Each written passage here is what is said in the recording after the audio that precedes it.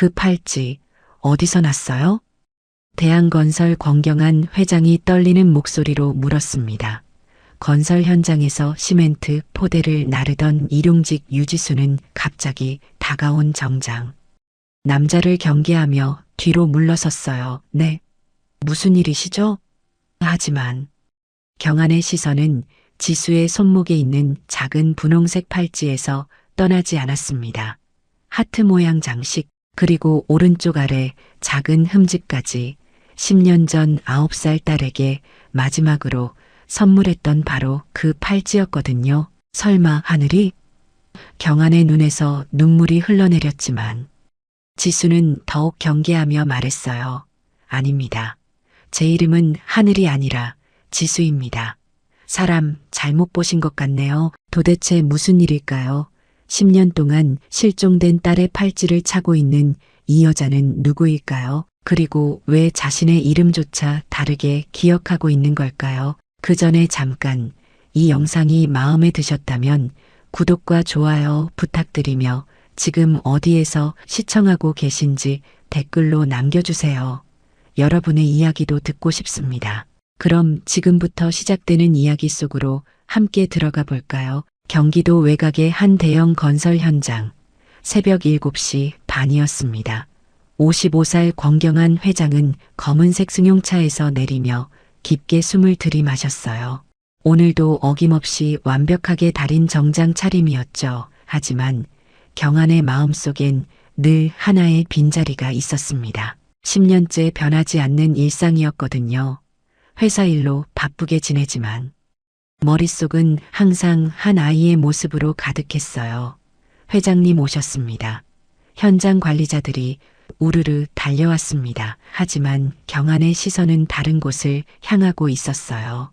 저 멀리서 시멘트 포대를 나르는 한 젊은 여성이 눈에 들어왔거든요. 24살 유지수, 작업복을 입은 지수는 자신의 몸무게만큼 무거운 시멘트 포대를 어깨에 메고 있었습니다. 땀이 이마에 송글송글 맺혔지만 포기할 기색은 전혀 없었죠.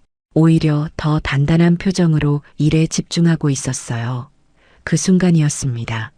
경한의 발걸음이 완전히 멈췄어요. 가슴이 쿵하고 떨어지는 기분이었죠. 저 뒷모습이, 저 어깨선이 너무나 익숙했거든요. 지수가 고개를 돌렸습니다. 그 얼굴을 본 순간 경한은 숨을 쉴 수 없었어요. 손끝이 떨리기 시작했죠. 10년 전 그 아이와 똑같은 눈매, 똑같은 코선, 심지어 눈썹을 살짝 찌푸리는 버릇까지 그대로였습니다. 아빠, 나도 아빠처럼 큰 회사 만들 거야. 9살 하늘이가 경한의 무릎에 앉아 말하던 모습이 생생하게 떠올랐어요. 그때도 이렇게 눈썹을 살짝 찌푸리며 진지한 표정을 짓곤 했었죠.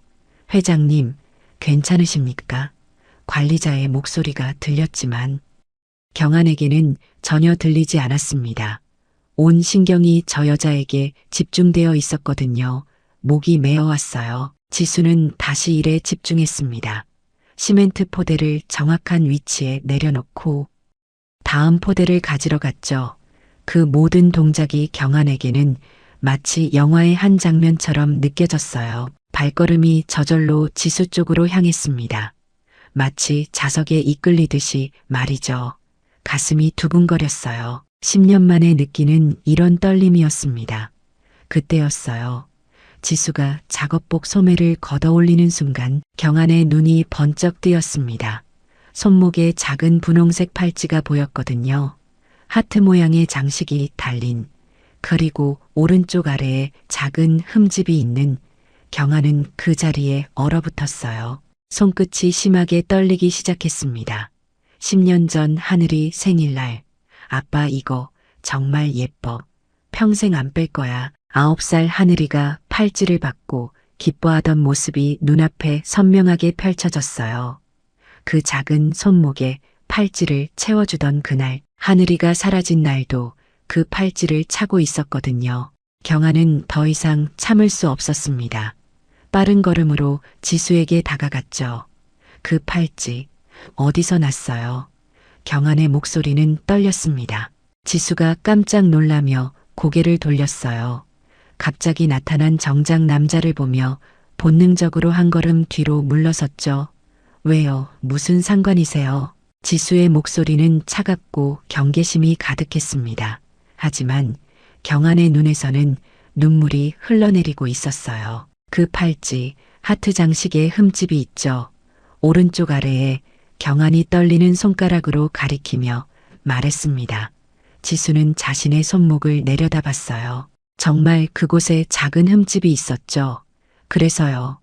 그게 어쨌다는 건데요. 설마 하늘이 경한의 입에서 그 이름이 흘러나왔습니다. 10년 동안 매일 밤 불렀던 그 이름이었어요. 지수는 더욱 경계하며 뒤로 물러섰습니다. 무슨 소리세요? 제 이름은 하늘이 아니라 지수입니다. 사람 잘못 보신 것 같네요. 주변 작업자들이 하나둘 모여들기 시작했어요. 무슨 일이야, 지수야, 괜찮아. 50대 초반의 현장 팀장이 다가왔습니다. 회장님, 무슨 일이십니까? 경한은 대답할 수 없었어요. 눈물이 계속 흘러내렸거든요. 저 팔찌 10년 전 제 딸에게 선물한 거예요. 똑같아요. 흠집까지. 팀장이 난처한 표정을 지었습니다. 회장님, 비슷한 팔찌가 많습니다. 착각하신 것 같은데요. 아니에요. 경한이 고개를 저었습니다. 저 팔찌는 제가 직접 맞춤 제작한 거예요. 세상에 하나뿐인 지수는 이제 짜증이 나기 시작했어요. 저는 어릴 때부터 이 팔찌를 차고 있었어요. 할머니가 어디서 구하셨는지 모르겠지만 제 거예요. 할머니, 경한의 귀가 쫑긋했습니다. 할머니가 어디서 구하셨다고요? 네, 손명아 할머니요. 저를 키워주신 분이에요. 지수의 대답에 경한의 머릿속이 복잡해졌어요. 혹시 정말 회장님, 일단 물러나 주시죠. 지수가 많이 불편해하고 있습니다. 팀장이 경한을 말렸지만 경한은 한 걸음도 물러서지 않았습니다. 제발 한 번만 확인하게 해주세요. 경한의 절박한 목소리에 지수는 잠시 망설였어요. 뭘 확인하시려고요? DNA 검사요. 제발 한 번만. 만약 제가 틀렸다면 다시는 나타나지 않겠습니다. 경한의 진심 어린 눈빛에 지수는 말문이 막혔습니다. 그날 이후 지수의 일상은 완전히 달라졌습니다. 다음 날 아침, 지수는 평소처럼 새벽 6시에 집을 나섰어요. 서울 북부의 한 지하철역으로 향하는 길이었죠. 할머니 병원비를 벌기 위해 하루에 3곳을 오가는 생활이 벌써 2년째였거든요. 건설 현장에서 오전 근무를 마치면 오후에는 병원 청소 일을 하고 주말에는 마트에서 아르바이트를 했습니다. 지하철에 올라타 창밖을 바라보는데 이상한 느낌이 들었어요. 누군가 자신을 지켜보는 것 같았거든요. 고개를 돌렸지만 아무도 없었습니다. 그냥 기분 탓이겠거니 생각하며 눈을 감았죠. 하지만 지수는 몰랐어요. 세 칸 뒤에 권경한이 모자를 깊이 눌러 쓴 채 앉아 있다는 걸. 경한은 어젯밤 한숨도 자지 못했습니다. 비서실장에게 지시를 내렸죠. 유지수라는 사람에 대해 모든 걸 알아내라고. 출근 시간, 퇴근 시간, 가는 곳, 만나는 사람, 모든 것을 말이에요. 하지만 경한은 직접 확인하고 싶었습니다. 혹시라도 다시 놓칠까봐 두려웠거든요. 건설 현장에 도착한 지수는 평소처럼 작업복으로 갈아입었어요. 하지만 오늘따라 묘하게 신경이 쓰였습니다. 어제 그 이상한 회장님 때문이었죠. 팔찌를 내려다봤어요. 어릴 때부터 차고 있던 이 팔찌가 갑자기 낯설게 느껴졌습니다. 할머니는 어디서 구하셨을까? 지수는 한 번도 깊이 생각해 본 적이 없었어요. 작업을 시작했지만 자꾸 어제 일이 떠올랐습니다.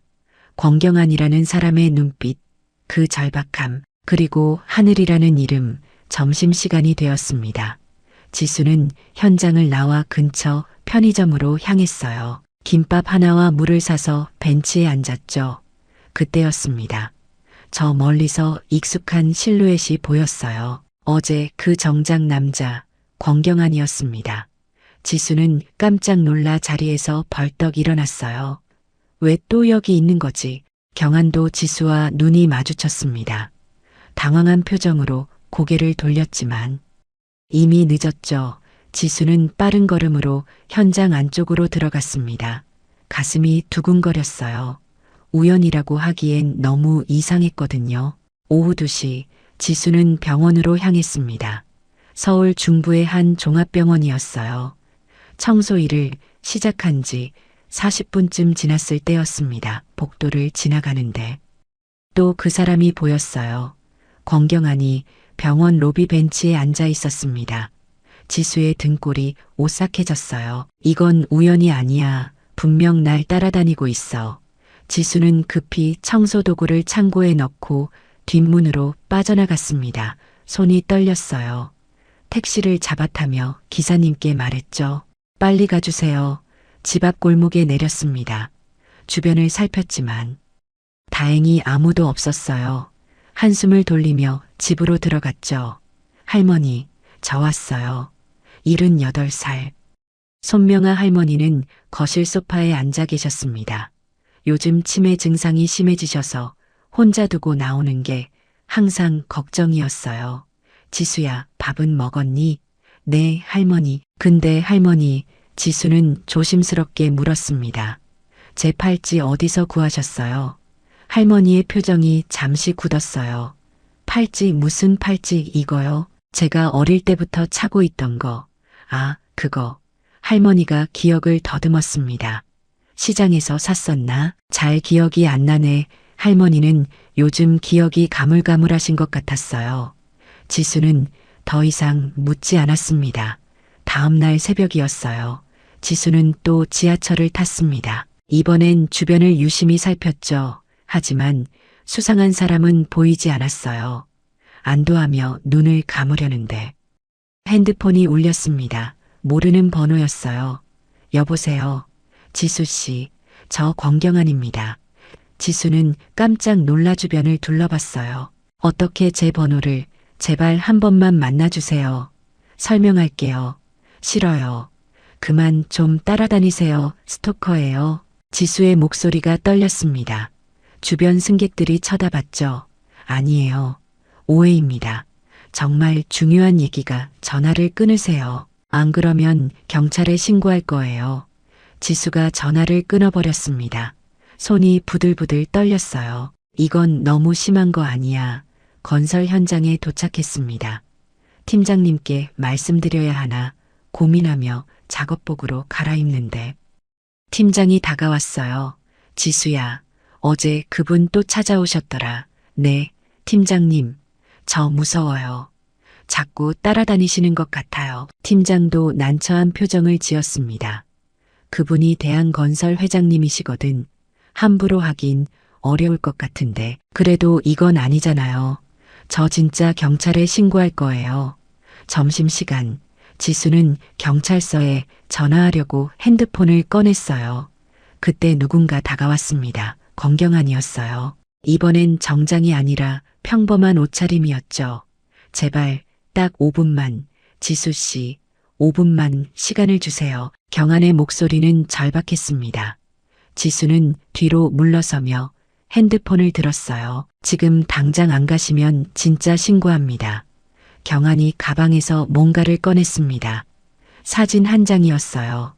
이것 좀 보세요. 제발. 사진 속엔 9살쯤 되어 보이는 여자아이가 웃고 있었습니다. 그리고 그 아이의 손목엔 지수와 똑같은 팔찌가 있었어요. 지수는 숨이 멎는 것 같았습니다. 이게 뭐예요? 10년 전 제 딸이에요. 권하늘이라고. 그리고 이게 그날 선물한 팔찌 사진이에요. 경환이 또 다른 사진을 보여줬습니다. 팔찌만 클로즈업된 사진이었는데 오른쪽 아래 흠집까지 똑같았어요. 지수의 손이 떨렸습니다. 우연일 수도 있잖아요. 그럴 수도 있죠. 그래서 DNA 검사를 하자는 겁니다. 과학적으로 확인하자고요. 경환의 눈에서 눈물이 흘러내렸습니다. 저는 10년 동안 딸을 찾았어요. 하루도 쉬지 않고 혹시 당신이, 혹시 하늘이가. 지수는 혼란스러웠어요. 말도 안 돼. 저는 어릴 때부터 할머니랑 살았어요. 혹시 그 전 기억은요? 9살 이전 기억이 있나요? 경한의 질문에 지수는 대답할 수 없었습니다. 정말로 9살 이전 기억이 없었거든요. 그날 저녁 지수는 잠을 이룰 수 없었습니다. 경한이 보여준 사진이 자꾸만 머릿속을 맴돌았거든요. 그 아이의 얼굴, 그 팔찌, 그리고 자신에게 9살 이전 기억이 없다는 사실. 침대에 누워 천장만 바라보다가 할머니 방으로 조용히 들어갔어요. 할머니는 깊이 주무시고 계셨죠. 할머니, 제가 정말 할머니 손녀 맞죠? 지수는 속삭이듯 물었지만 대답은 없었습니다. 다음 날 아침 지수는 결심했어요. 권경안을 만나기로 말이죠. 핸드폰을 꺼내 어제 걸려온 번호로 전화를 걸었습니다. 여보세요. 경안의 목소리는 긴장되어 있었어요. 저 지수입니다. 검사해보겠어요. DNA 검사. 경안은 잠시 말이 없었습니다. 감정이 북받쳐 올라 말을 할 수 없었던 거죠. 정말입니까? 네, 하지만 조건이 있어요. 만약 다르게 나오면 다시는 저한테 나타나지 마세요. 약속합니다. 그리고 만약 맞다고 나와도 지수는 잠시 말을 멈췄습니다. 저를 억지로 어디 데려가거나 그러진 않겠죠. 절대 그러지 않겠습니다. 당신의 의사를 존중할게요. 이 시간 후 서울 중부의 한 대학병원 검사실이었습니다. 지수는 하얀 가운을 입은 의사 앞에 앉아 있었어요. 경한도 옆 의자에 앉아 있었죠. 긴장하지 마세요. 간단한 검사입니다. 의사가 면봉을 꺼내며 말했어요. 볼 안쪽을 살짝 긁는 것만으로 충분하거든요. 지수는 입을 벌렸습니다. 손이 떨렸지만 참았어요. 이게 끝이에요. 결과는 3일 후에 나옵니다. 의사가 면봉을 케이스에 넣으며 말했죠. 경한도 같은 검사를 받았습니다. 두 사람은 검사실을 나와 복도에 섰어요. 어색한 침묵이 흘렀습니다. 저 커피라도 한잔 하시겠어요? 경한이 조심스럽게 물었어요. 지수는 잠시 망설이다 고개를 끄덕였습니다. 병원 1층 카페에 앉았어요. 경한은 따뜻한 카페라테를, 지수는 아이스 아메리카노를 주문했죠. 혹시 꿈을 꾸나요? 어떤 꿈이요? 어릴 때 기억 같은 거. 지수는 잠시 생각했습니다. 가끔 꿔요. 큰 집이 나오는 꿈, 정원이 있고. 경한의 심장이 빨라졌어요. 어떤 정원이었나요? 잘 모르겠어요. 흐릿해서. 근데 따뜻한 느낌이었어요. 안전한 느낌. 경한의 눈에 눈물이 맺혔습니다. 우리 집에 정원이 있어요. 하늘이가 좋아하던. 지수는 커피를 한 모금 마셨어요. 만약에 제가 정말 당신 딸이라면 왜 기억이 없는 걸까요? 경한은 오래전부터 준비해둔 답을 꺼냈습니다. 경찰 조사 기록에 의하면 하늘이는 납치된 것으로 추정됩니다. 지수의 손이 멈췄어요. 납치요? 네, 그리고 어떻게든 탈출했을 거예요. 그 과정에서 큰 충격을 받아 기억을 잃었을 가능성이 높습니다. 지수는 갑자기 머리가 아파왔어요. 흐릿한 이미지들이 스쳐 지나갔거든요. 어두운 곳, 무서운 목소리, 그리고 필사적으로 뛰던 기억. 괜찮으세요? 경한이 걱정스럽게 물었습니다. 지수는 고개를 저었어요. 아니에요. 잠깐 어지러웠어요. 무리하지 마세요. 기억은 천천히 돌아올 거예요. 3일이 지났습니다. 지수에게는 영원처럼 긴 시간이었어요. 일을 하면서도 자꾸 생각이 났거든요. 만약 정말 자신이 권하늘이라면 그럼 지금까지의 삶은 뭐였을까? 할머니는 왜 말씀하지 않으신 걸까? 병원에서 연락이 왔습니다. 결과가 나왔으니 방문하라고. 지수와 경한은 동시에 병원에 도착했어요. 복도에서 마주쳤을 때 두 사람 모두 창백한 얼굴이었죠. 들어가시죠.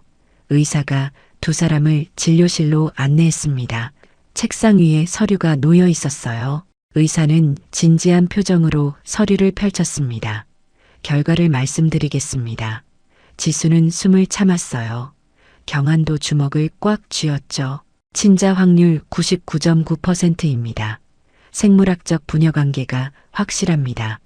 그 순간 시간이 멈춘 것 같았어요. 지수는 아무 말도 할 수 없었습니다. 경아는 얼굴을 두 손으로 감싸며 흐느끼기 시작했죠. 하늘아, 정말 내가 맞구나. 경안의 어깨가 들썩였어요. 10년 동안 찾았는데 지수는 멍하니 앉아 있었습니다. 머릿속이 하얗게 비었거든요. 24년 동안 자신이 유지수라고 믿었는데 갑자기 권하늘이 되어버린 거예요. 괜찮으세요? 의사가 지수에게 물었습니다. 지수는 고개를 저었어요. 잘 모르겠어요. 저는 지금 당황스러우시겠지만 천천히 받아들이시면 됩니다. 경안이 지수의 손을 잡으려 했지만 지수는 손을 빼버렸어요. 죄송해요. 아직은 괜찮아요. 아빠도 이해해요. 경안이 말했을 때 지수는 움찔했습니다. 아빠라는 단어가 낯설었거든요. 저는 아직 준비가 안 됐어요. 급하게 생각하지 않아도 돼요. 하지만 한 가지만 경안이 조심스럽게 말했습니다. 우리 집 한번 와볼래요? 하늘이 방을 보여주고 싶어요. 지수는 망설였습니다. 하지만 궁금하기도 했어요. 자신이 살았다는 그 집이 이틀 후 지수는 경기도의 한 고급 주택가로 향했습니다. 큰 대문을 지나 넓은 정원이 펼쳐졌어요. 순간 지수의 머릿속에 섬광처럼 스쳐 지나가는 이미지가 있었습니다. 이 정원, 이 길, 경안이 현관문을 열었어요. 2층으로 올라가자 복도 끝 방의 문을 열었습니다. 이게 하늘이 방이야. 10년 동안 그대로 두었어. 방 안은 시간이 멈춘 것 같았어요. 분홍색 커튼, 인형들, 작은 책상, 벽에는 그림들이 붙어 있었죠. 지수는 천천히 방 안으로 들어갔습니다. 책상 위에 액자가 있었어요. 9살 여자아이가 웃고 있는 사진이었죠. 지수는 그 사진을 들어 올렸습니다. 사진 속 아이의 손목에는 자신이 차고 있는 것과 똑같은 팔찌가 있었어요. 이게 저예요. 지수의 목소리가 떨렸습니다. 그래, 9살 생일날 찍은 거야. 지수는 사진을 가슴에 안았어요. 눈물이 흘러내렸습니다. 왜 기억이 안 나는 걸까요? 왜 이렇게 낯선 거죠? 괜찮아. 천천히 기억날 거야. 경안이 딸의 어깨에 손을 올렸습니다. 지수는 그대로 주저앉아 울기 시작했어요. 24년간의 정체성이 흔들리는 순간이었거든요. 지수는 그날 밤 할머니 집으로 돌아갔습니다. 문을 열고 들어서니 할머니가 거실에 앉아 계셨어요. 지수야, 늦었네. 밥은 먹었니? 할머니의 평범한 질문에 지수는 눈물이 났습니다. 할머니, 저 물어볼 게 있어요. 뭔데? 그러렴. 지수는 DNA 검사 결과지를 꺼냈어요. 손이 떨렸지만 할머니께 보여드렸죠.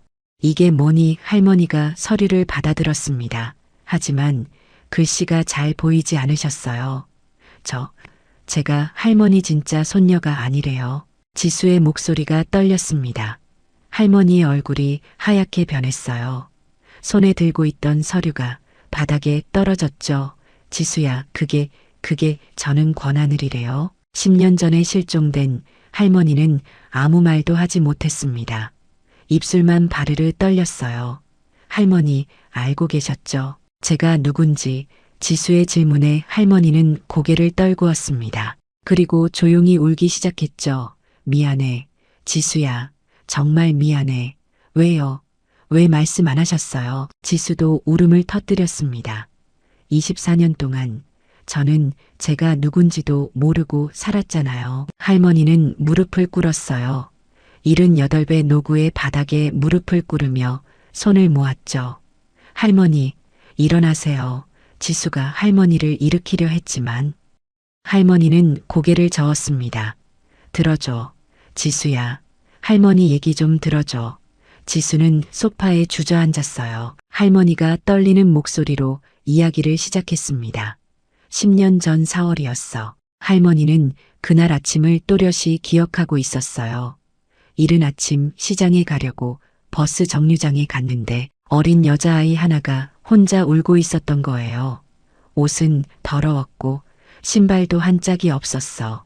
머리는 헝클어져 있었고 할머니가 다가가서 물었죠. 애야, 왜 우니? 엄마는 어디 있니? 하지만 아이는 계속 울기만 했어요. 아빠, 엄마 무섭다고만 외쳤죠. 할머니는 주변을 둘러봤습니다. 하지만 어른은 아무도 없었어요. 그래서 경찰서로 데려갔어. 당연히 부모님을 찾아드려야 한다고 생각했거든. 지수는 할머니의 이야기를 숨죽여 들었습니다. 경찰서에서 물어봤어. 이름이 뭐니? 부모님은 누구시니? 집이 어디니? 아이는 이름만 말할 수 있었어요. 하늘이라고, 아니 정확히는 수진이라고 했는데 할머니 귀에는 지수로 들렸던 거죠. 나머지는 아무것도 기억하지 못했어. 부모님 얼굴도, 집도, 전화번호도 경찰은 실종 신고를 접수했습니다. 그리고 주변 지역 병원과 복지관에 공고를 냈어요. 사진도 찍어서 붙였죠. 하지만 한 달이 지나도 아무도 나타나지 않았어. 할머니의 목소리가 더 떨렸습니다. 그동안 할머니가 너를 돌봤어. 경찰서에서 임시로 맡긴 거였지. 근데 너는 할머니한테만 의지했어. 낯선 사람만 보면 울고 할머니가 조금만 안 보여도 불안해하고 지수는 손으로 얼굴을 감쌌어요. 한 달이 지나고 두 달이 지나도 부모님은 나타나지 않았어. 경찰도 더 이상 방법이 없다고 했지. 그래서 할머니가 입양을 결심한 거예요. 아니야, 할머니는 고개를 저었습니다. 입양이 아니라 그냥 너를 키우기로 한 거야. 호적을 만들고 이름을 지수라고 정했어. 왜요? 왜 진짜 부모님을 계속 찾지 않으셨어요? 지수의 목소리에 원망이 묻어났습니다. 할머니는 한참을 울다가 대답했어요. 할머니는 혼자였어. 남편도 일찍 돌아가시고 자식도 없었지. 평생 외롭게 살았는데 너를 만난 거야. 할머니의 눈에서 눈물이 주르륵 흘렀습니다. 처음엔 정말 부모님을 찾아드리려고 했어. 하지만 시간이 지날수록 너는 할머니한테 전부가 되어버렸어. 그게 변명이 되나요? 지수가 소리쳤습니다. 제 진짜 아빠는 10년 동안 저를 찾았어요. 매일 밤 울면서 할머니도 알아, 잘못했어. 근데 할머니는 너를 잃고 싶지 않았어. 그때 현관문이 열렸습니다. 권경안이 들어왔어요. 지수가 연락을 했었거든요. 경안은 무릎 꿇은 할머니를 봤습니다. 할머니, 일어나세요. 경안이 할머니를 부축했어요. 할머니는 경안을 올려다봤습니다. 죄송합니다. 정말 죄송합니다. 하늘이 아버님. 경안은 할머니를 소파에 앉혔어요. 그리고 맞은편에 앉았죠. 할머니, 어디서 하늘이를 만나셨습니까? 정확히 알고 싶습니다. 할머니는 떨리는 목소리로 다시 설명했어요. 서울 북부 어느 구의 버스 정류장이었다고, 10년 전 4월 16일 아침 7시쯤이었다고. 경안의 얼굴이 일그러졌습니다. 거기는 우리 집에서 10km도 안 되는 곳이에요. 할머니도 몰랐어요. 어디가 집인지. 경찰서는 어디였습니까? 북부의 한 파출소였습니다. 경안은 고개를 떨구었어요. 저는 남부와 강남 쪽을 집중적으로 수색했습니다. 실종신고도 거기 경찰서에 했고요. 10km 차이로 정보가 엇갈렸던 거예요. 당시에는 지금처럼 시스템이 잘 갖춰지지 않았거든요. 지역별로 정보가 따로 관리됐죠. 경안은 주먹을 꽉 쥐었습니다. 하지만 화를 내지 않았어요. 할머니, 원망하지 않습니다. 경안의 말에 할머니가 고개를 들었어요. 오히려 고맙습니다. 10년 동안 하늘이를 지켜주셔서. 할머니는 믿을 수 없다는 표정이었습니다. 원망하지 않으세요. 당연히 해야죠. 하지만 경안은 고개를 저었습니다. 할머니가 아니었다면 하늘이는 어떻게 됐을까요? 거리를 헤매거나 나쁜 사람을 만났을 수도 있어요. 할머니가 구해주신 겁니다. 지수는 경한의 말을 듣고 있었어요. 화가 날 법도 한데 오히려 감사해야 하는 모습이. 할머니, 하늘이가 발견됐을 때 상태가 어땠습니까? 경한이 조심스럽게 물었습니다. 옷이 찢어져 있었고 신발도 한 짝이 없었어요. 얼굴에 흙이 묻어 있었고 할머니가 그날을 떠올렸습니다. 경한은 주먹을 떨었어요. 납치범들이 어떻게 했는지 상상만 해도 끔찍했거든요. 제가 그날 지켜줬어야 했는데. 경한의 목소리가 떨렸습니다. 아빠, 지수가 처음으로 경한을 그렇게 불렀어요. 경한은 깜짝 놀라 지수를 봤습니다. 할머니도 피해자예요. 어쩔 수 없었던 거예요. 지수의 말에 할머니가 다시 울었습니다. 지수야, 고마워. 할머니를 용서해줘서. 경한이 일어났습니다. 그리고 할머니 앞에 무릎을 꿇었어요. 할머니, 함께 사십시다. 뭐라고요? 할머니가 놀라 물었습니다. 우리 집에서 함께 살아요. 할머니는 10년 동안 하늘이의 할머니셨잖아요. 이제 진짜 가족이 되는 겁니다. 경한의 진심 어린 제안에 할머니는 말을 잇지 못했어요. 아빠, 정말 괜찮으세요? 지수도 놀라 물었습니다. 괜찮은 게 아니라 당연한 거야. 할머니 없었으면 너를 다시 못 만났을 거야. 그날 밤 세 사람은 오래 이야기를 나눴습니다. 10년 전 그날의 진실을, 경한의 그리움을, 할머니의 외로움을, 그리고 지수의 혼란을. 마지막에 경한이 두 사람의 손을 잡았어요. 이제 우리 진짜 가족이 되자. 혈연으로 맺어진 것도 사랑으로 맺어진 것도 모두 소중한 가족이야. 세 사람의 손이 포개졌습니다. 눈물과 함께 새로운 시작을 약속하는 순간이었어요. 일주일 후 지수와 할머니는 경한의 집으로 이사했습니다. 경기도 외곽의 넓은 저택이었어요. 정원이 있고 2층 집이었죠. 트럭에서 짐을 내리는데 생각보다 많지 않았습니다. 24년을 산 흔적이 고작 박스 5개였어요. 경한은 가슴이 아팠습니다. 할머니, 이쪽이에요. 1층에 방을 준비해 뒀어요. 경한이 할머니를 안내했습니다. 할머니는 넓은 집을 둘러보며 불안한 표정을 지으셨어요. 너무 큰 것 같은데 괜찮을까? 괜찮습니다. 할머니, 편하게 지내세요. 지수는 2층에 있는 자신의 옛방으로 갔어요. 10년 전 그대로 보존된 공간이었죠. 침대에 누워 천장을 바라봤습니다.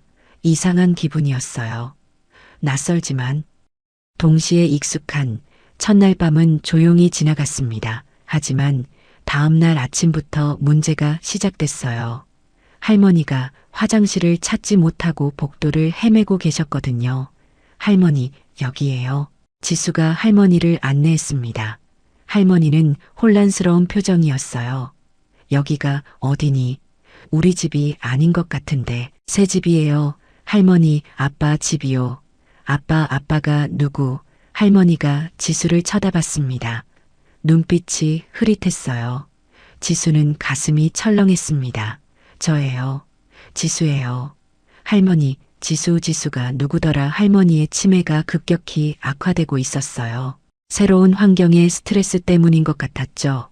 경한도 이를 알아챘습니다. 병원에 모시고 가야겠어요. 의사는 심각한 표정으로 말했습니다. 치매가 말기 단계로 접어들고 있습니다. 익숙한 환경에서 갑자기 바뀌니 혼란이 가중된 것 같아요. 얼마나 더 시간이 있을까요? 지수가 떨리는 목소리로 물었습니다. 정확히는 알 수 없습니다. 하지만 길지 않을 것 같습니다. 그날부터 지수는 할머니 곁을 지켰어요. 건설 현장 일도 그만뒀죠. 경한도 회사 일을 줄이고 집에 있는 시간을 늘렸습니다. 하지만 회사 사정도 좋지 않았어요. 경쟁사에게 주요 프로젝트를 빼앗기며 어려움을 겪고 있었거든요. 회장님, 이번 분기 손실이 심각합니다. 비서실장이 보고했습니다. 구조조정을 고려해야 할 것 같습니다. 경한은 서류를 내려놓았어요. 지금은 회사보다 가족이 먼저야. 어느 날 저녁 지수가 경한에게 말했습니다. 아빠, 제가 도와드릴 수 있을 것 같아요. 뭘 말이니? 회사 일요. 제가 건설 현장에서 일하면서 느낀 게 있어요. 경아는 귀를 기울였습니다. 노인 복지 시설이 정말 부족해요. 그리고 기존 시설들은 너무 열악하고요. 지수의 눈빛이 진지했어요. 우리가 복지시설 전문 건설을 하면 어떨까요? 할머니 같은 분들을 위한 공간을. 경아는 딸의 말에 감동했습니다. 좋은 생각이야. 정말 좋은 아이디어야. 그렇게 새로운 프로젝트가 시작됐어요. 하지만 할머니의 상태는 계속 나빠졌습니다. 어느 날 밤 할머니가 갑자기 기침을 심하게 하기 시작했어요. 지수가 달려갔습니다. 할머니, 괜찮으세요? 하지만 할머니는 숨을 제대로 쉬지 못했어요. 얼굴이 창백해지고 있었죠. 아빠, 빨리 병원 가야 돼요. 구급차를 불렀습니다. 응급실로 실려간 할머니는 산소 마스크를 쓰고 있었어요. 폐렴입니다.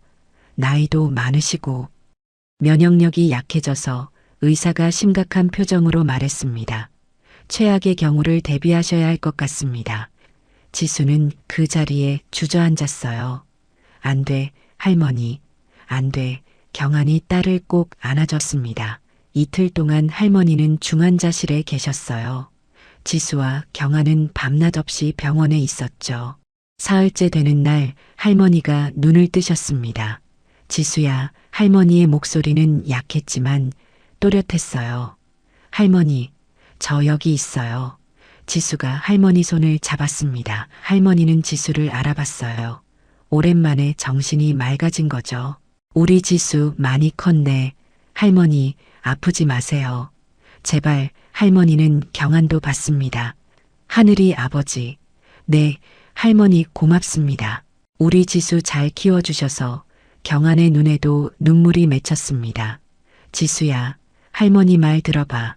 할머니가 지수의 손을 꽉 잡았어요. 할머니는 이제 오래 못 있을 것 같아. 그런 말씀하지 마세요. 지수가 울먹였습니다. 근데 행복했어. 너를 만나서 24년 동안 정말 행복했어. 할머니의 눈에서 눈물이 흘렀습니다. 너는 할머니한테 선물이었어. 외롭던 할머니한테 찾아온 기적이었지. 저도 행복했어요. 할머니 아니었으면 저는 어떻게 됐을지 몰라요. 지수야, 이제 좋은 아빠 만났으니까. 할머니는 안심이야. 할머니가 경안을 받습니다. 우리 지수 부탁해요. 착한 아이니까 잘 돌봐주세요. 약속합니다. 할머니, 제 목숨보다 소중히 지킬게요. 경안이 허리를 숙였습니다. 그리고 말이야, 할머니가 힘들게 말을 이었어요. 할머니 이름으로 뭔가 좋은 일 하면 안 될까? 할머니처럼 외로운 사람들, 가족 없는 아이들, 그런 사람들 돕는 거 꼭 그렇게 할게요. 할머니, 지수가 약속했습니다. 손명아 사랑재단 만들게요. 할머니가 미소를 지으셨어요. 그럼 할머니도 의미 있는 일을 한 거네. 다음 날 새벽 할머니는 지수와 경안이 지켜보는 가운데 조용히 눈을 감으셨습니다. 고통 없이 평화로운 모습이었어요. 할머니, 지수가 할머니를 흔들었지만 대답이 없었습니다. 경안이 지수를 꼭 안아줬어요. 장례식에는 많은 사람이 왔습니다. 옛 동네 이웃들, 지수가 일했던 현장 사람들, 병원 직원들, 할머니를 아는 모든 사람들이 왔어요. 손명아 할머니는 좋은 분이셨어요. 지수를 저렇게 훌륭하게 키우셨잖아요. 사람들이 하나같이 말했습니다. 지수는 검은 삼복을 입고 영정 앞에 섰어요. 할머니, 약속 지킬게요. 할머니처럼 사랑으로 가족을 만드는 거. 그게 할머니가 가르쳐 주신 거잖아요. 경안도 할머니 영정 앞에 절했습니다. 할머니, 하늘이 꼭 지킬게요. 그리고 할머니 뜻 이어갈게요. 장례를 마친 후 지수는 한동안 방에만 있었어요. 할머니가 너무 보고 싶었거든요. 경아는 매일 문 앞에 음식을 놓아뒀습니다. 일주일 후 지수가 방에서 나왔어요. 눈은 퉁퉁 부어 있었지만 표정은 단단했습니다. 아빠, 재단 만들어요. 지금 당장. 경아는 딸의 의지를 받습니다. 그래, 하자. 할머니와의 약속 지키자. 1년이 흘렀습니다. 지수는 슬픔을 딛고 재단 설립에 매진했어요. 서류 작업부터 시설 준비까지 모든 걸 직접 챙겼죠. 경안도 회사의 방향을 바꿨습니다. 복지시설 전문 건설로 전환하며 새로운 활로를 찾았어요. 그 과정이 쉽지는 않았습니다. 자금 문제도 있었고 인허가도 까다로웠죠. 하지만 지수는 포기하지 않았어요. 할머니와의 약속이었거든요. 드디어 개관식 날이 왔습니다. 서울 외곽에 세워진 3층 건물이었어요. 손명아 사랑 재단이라는 현판이 붙어 있었죠. 많은 사람들이 모였습니다. 후원자들, 언론사, 복지 관계자들, 그리고 지수가 일했던 현장 동료들도 왔어요. 지수는 25살이 되어 있었습니다. 검은색 정장을 입고 단상에 올랐죠. 오늘 이 자리에 서게 되어 영광입니다. 지수의 목소리는 떨렸지만 단단했어요. 손명아 할머니는 저에게 가족의 의미를 가르쳐 주셨습니다. 혈연이 아니어도 진심으로 사랑하면 진짜 가족이 될 수 있다고 청중들이 박수를 쳤습니다. 이 재단은 할머니처럼 외로운 어르신들과 가족을 잃은 아이들을 돕기 위해 세워졌습니다. 우리는 새로운 가족을 만들어갈 겁니다. 사랑으로 말이에요. 경안도 단상에 올랐습니다. 제 딸을 소개합니다. 25살에 이런 훌륭한 재단을 만든 권하늘입니다. 경안의 목소리가 떨렸어요. 10년 전 잃어버렸다가 다시 만난 딸이 이제 이렇게 많은 사람들을 돕는 사람으로 자란 것이 자랑스러웠거든요. 아니, 유지수라고 불러야 하나. 지금도 저는 두 이름을 모두 답니다. 지수가 웃으며 말했습니다. 권하늘은 아빠의 딸이고 유지수는 할머니의 손녀니까요. 사람들이 감동하며 박수를 보냈어요. 리본 커팅 순서가 왔습니다. 지수가 큰 가위를 들었어요. 경안이 옆에서 함께 잡았죠. 할머니 보고 계시죠? 지수가 하늘을 올려다보며 속삭였습니다. 찰칵 리본이 잘렸고 축하 박수가 터져나왔어요. 그때였습니다. 재단 입구로 경찰관 한 명이 어린 여자아이의 손을 잡고 들어왔어요. 실례합니다. 혹시 여기가 실종 아동을 돕는 곳인가요? 네, 그렇습니다. 지수가 다가갔습니다. 이 아이를 아까 근처 공원에서 발견했는데 부모님을 찾을 수가 없어서요. 경찰관이 설명했습니다. 지수는 그 아이를 봤어요. 10살쯤 되어 보이는 여자아이였죠. 옷은 깨끗했지만 표정이 불안했어요. 안녕, 나는 지수 언니야. 이름이 뭐니? 아이는 고개를 저었습니다. 모르겠어요. 기억이 안 나요. 지수의 가슴이 철렁했어요. 15년 전 자신의 모습이 떠올랐거든요. 부모님은 어디 계시니? 모르겠어요. 그냥 무서웠어요. 아이가 울기 시작했습니다. 경안도 다가왔어요. 그 아이를 보는 순간 10년 전 하늘이를 찾던 그때가 생각났죠. 괜찮아, 우리가 도와줄게. 지수가 아이를 꼭 안아줬습니다. 경찰관 실종신고 접수 도와드릴게요. 그리고 부모님 찾을 때까지 저희가 돌보겠습니다. 경안이 말했습니다. 지수는 아이의 손을 잡았어요. 무섭지? 언니도 옛날에 그랬어. 근데 괜찮아. 꼭 가족 찾아줄게. 아이의 눈에 희망이 돌아왔습니다. 정말요? 응, 약속해. 그날 저녁 지수와 경아는 할머니 묘소를 찾았습니다. 경기도 외곽의 조용한 곳이었어요. 할머니, 오늘 재단 개관식 잘 마쳤어요. 지수가 묘비 앞에 꽃을 놓았습니다. 할머니 덕분에 많은 사람들이 도움을 받을 거예요. 경안도 절을 했습니다. 할머니, 하늘이가 정말 훌륭하게 자랐어요. 모두 할머니 덕분입니다. 그리고 오늘 또 다른 아이를 만났어요. 지수가 말을 이었습니다. 15년 전 저처럼 기억을 잃은 아이예요. 저희가 꼭 부모님 찾아드릴게요. 할머니가 저한테 해주신 것처럼 경환이 지수의 어깨에 손을 올렸습니다. 할머니, 약속 지킬게요. 사랑을 계속 전하겠습니다. 혈연이 아니어도 진짜 가족이 될 수 있다는 걸 보여드릴게요. 석양이 지고 있었습니다. 지수와 경환은 손을 잡고 걸어갔어요. 내일 그 아이 데리고 병원 가자. 검사도 받아야 하고. 응, 아빠 그리고 전국에 실종 신고 공문 보내야 해요. 옛날처럼 지역별로 따로 하면 안 되니까. 그래, 우리가 시스템을 바꾸자. 두 사람은 재단 건물을 바라봤습니다. 불이 켜진 창문마다 희망이 빛나고 있었어요. 그 안에서 새로운 가족들이 만들어질 거였죠. 일주일 후 기적이 일어났습니다. 그 아이의 부모님이 나타난 거예요. 재단에서 전국으로 보낸 공문을 본 거였죠. 엄마, 아빠, 아이가 달려가 부모님을 안았습니다. 부모님도 울면서 아이를 꼭 껴안았어요. 감사합니다. 정말 감사합니다. 아이 아버지가 지수와 경환에게 허리를 숙였습니다. 우리가 할 일을 했을 뿐이에요. 행복하게 사세요. 지수가 웃으며 말했습니다. 가족이 재회하는 모습을 보며 경환이 지수를 안았어요. 우리도 저랬었지. 응, 그리고 우리는 운이 좋았어. 할머니를 만났으니까. 그날 밤 지수는 자신의 방에서 일기를 썼습니다. 오늘 한 가족이 다시 만났어요.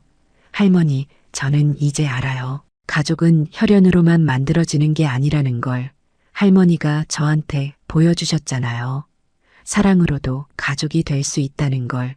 저는 두 가족을 가진 행운아예요. 낳아주신 아빠와 키워주신 할머니, 이제 저도 누군가의 가족이 되어줄 거예요. 할머니처럼, 아빠처럼, 사랑으로요. 지수는 창밖을 바라봤습니다. 별이 빛나고 있었어요. 그중 하나가 유난히 밝게 빛났죠. 할머니 같았습니다.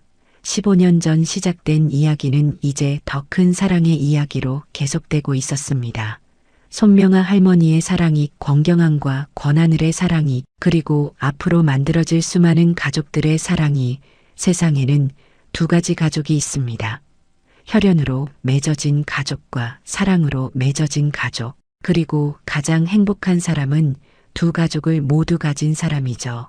권하늘, 아니 유지수는 그런 행운아였습니다. 그리고 이제 그 행운을 다른 사람들에게도 나눠주고 있었어요. 재단의 불은 오늘도 밝게 빛나고 있습니다. 그곳에서 새로운 기적들이 매일 일어나고 있거든요. 가족을 잃은 사람들이 새로운 가족을 만나고 외로운 사람들이 따뜻한 사랑을 받고 손명아 할머니의 사랑은 이렇게 계속 이어지고 있습니다.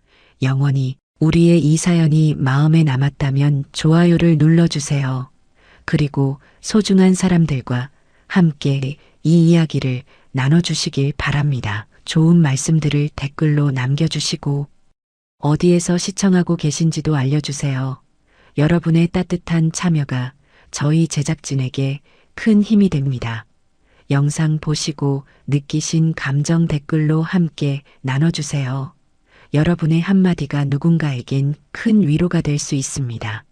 영상이 마음에 드셨다면 구독과 좋아요, 응원 부탁드립니다. 감사합니다.